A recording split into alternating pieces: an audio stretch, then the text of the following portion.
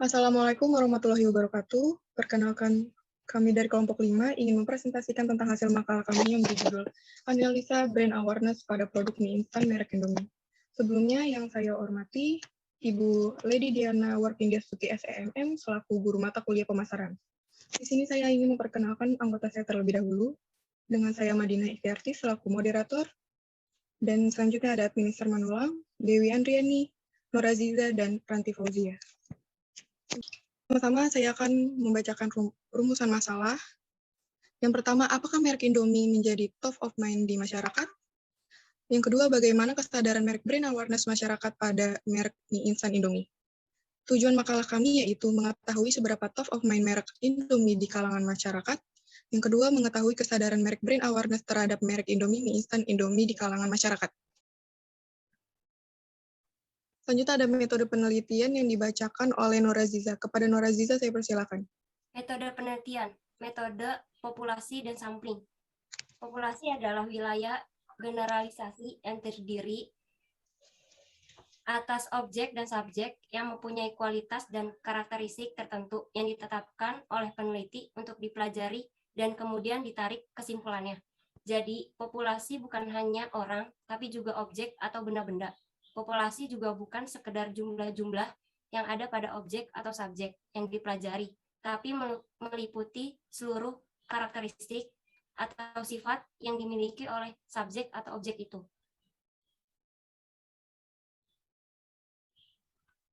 Yang kedua, sampel. Sampel adalah bagian dari jumlah karakteristik dan yang dimiliki oleh populasi tersebut. Menurut Sugiono, teknik pengembangan sampel dilakukan secara probability sampling. Menurut Damardi Daryanti, probability sampling adalah pemilihan sampel yang dilakukan tidak dengan cara subjektif. Dalam arti, sampel yang terpilih tidak didasarkan semata-mata pada keinginan peneliti, sehingga setiap populasi memiliki kesempatan yang sama untuk terpilih menjadi sampel. Dalam penelitian ini, ukuran sampel diambil menggunakan rumus Solvin. Jadi, untuk ukuran sampelnya, 86 sampel yang kami pakai. Terima kasih kepada Noraziza yang telah menjelaskannya. Selanjutnya ada Dewi Andriani. Kepada Dewi Andriani, saya persilakan. Analisis dan pembahasan. Responden berdasarkan jenis kelamin. Berdasarkan tabel 1.1 diketahui bahwa dari penelitian terhadap 86 responden menunjukkan bahwa penggolongan berdasarkan jenis kelamin yang paling banyak minat terhadap produk Indomie adalah perempuan, yaitu sebesar 73% dari total responden. Sedangkan laki-laki hanya 27% dari responden. Lalu yang kedua, ada responden berdasarkan usia.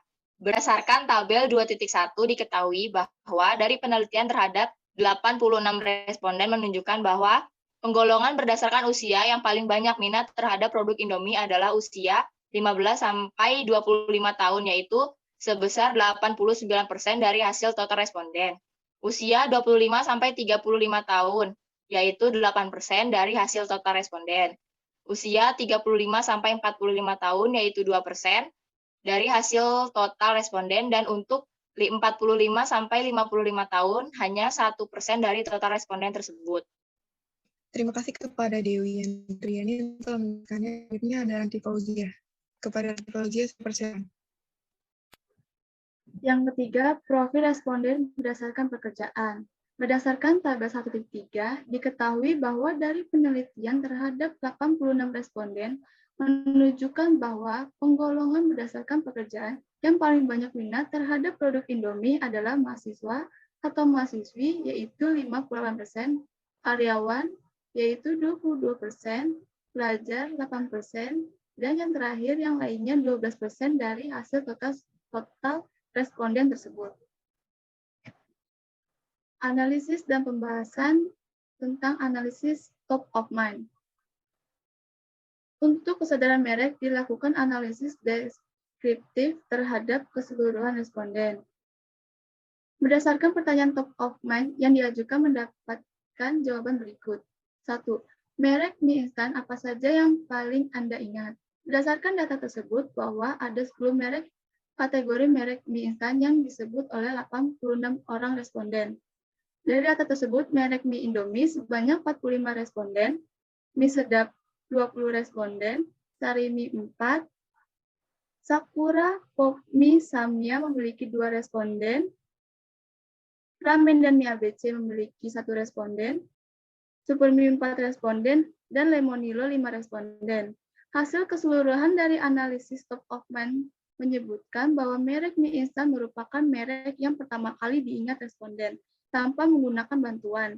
Ini menunjukkan bahwa merek mie instan, merek Indomie telah mendapatkan posisi yang baik dalam benak konsumen. Terima kasih kepada Ranti Fauzia. Selanjutnya akan dilanjutkan oleh Minister Manulang. Kepada Minister Manulang, saya persilakan. Baik, terima kasih. Brand record. Hasil jawaban kuesioner berdasarkan pertanyaan yang diajukan. 2. Selain merek yang Anda sebutkan di atas, merek mie instan apa lagi yang Anda ingat? Berdasarkan tabel tersebut, total 86 responden yang kami survei dihasilkan data sebagai berikut. Untuk posisi pertama, merek mie instan yang paling banyak diingat oleh masyarakat adalah Sarimi, dengan persentase 21%. Kemudian diikuti dengan mie sedap dengan persentase sebesar 19%. Kemudian posisi yang ketiga adalah Lemonilo dengan persentase sebesar 10%. Kemudian untuk persentase mie instan yang paling tidak diingat ialah mie sukses. Brand recognition. Untuk brand recognition, peneliti mengajukan pertanyaan secara terbuka dengan memberikan ciri-ciri dari produk merek mie instan dari pertanyaan yang diajukan. 3. Apakah Anda ingat merek makanan mie instan yang berawalan huruf I? Bahwa 76 responden dengan persentase 88% mengenali dan menyebutkan merek makanan mie instan yang berawalan huruf I. Sedangkan 10 responden dengan presentasi 12% tidak mengenal merek makanan mie instan yang berawalan huruf I. Brand outlet. Dari tabel data yang ada di atas terdapat 10 responden dengan presentasi 12% responden tidak mengenal. Terima kasih kepada Administer Manulang. Jadi kesimpulannya, responden dalam penelitian ini adalah untuk mengambil sampel keseluruhan dari data penelitian kami. Penelitian ini dilakukan beberapa tempat dengan berbagai jenis kelamin, usia, pekerjaan. Hal ini kami lakukan untuk mendapatkan hasil yang relevan. Kami melakukan penelitian dalam bentuk kuesioner, di mana terdapat 3 pertanyaan untuk ditanggapi oleh responden terhadap brand awareness. Berdasarkan responden jenis kelamin, diketahui bahwa penelitian terhadap 86 responden menunjukkan bahwa penggolongan berdasarkan jenis kelamin yang paling banyak minat terhadap produk Indomie adalah perempuan, yaitu 73% dari total responden, sedangkan laki-lakinya hanya 27% dari responden. Berdasarkan responden usia, diketahui bahwa penelitian terhadap 86 responden menunjukkan bahwa penggolongan berdasarkan usia yang paling banyak minat terhadap produk Indomie adalah usia 15-25 tahun, yaitu 89% dari hasil total responden. Usia 25-35 tahun, yaitu 86 dari hasil total responden.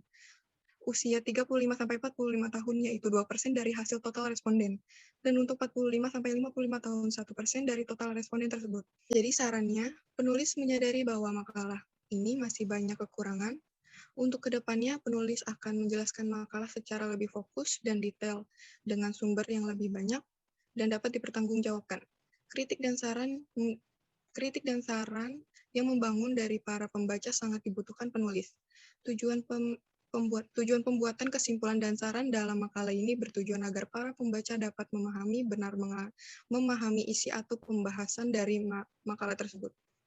Maka dari itu, gunakan bahasa yang benar dan mudah dipahami. Sekian dari kelompok kami. Assalamualaikum warahmatullahi wabarakatuh.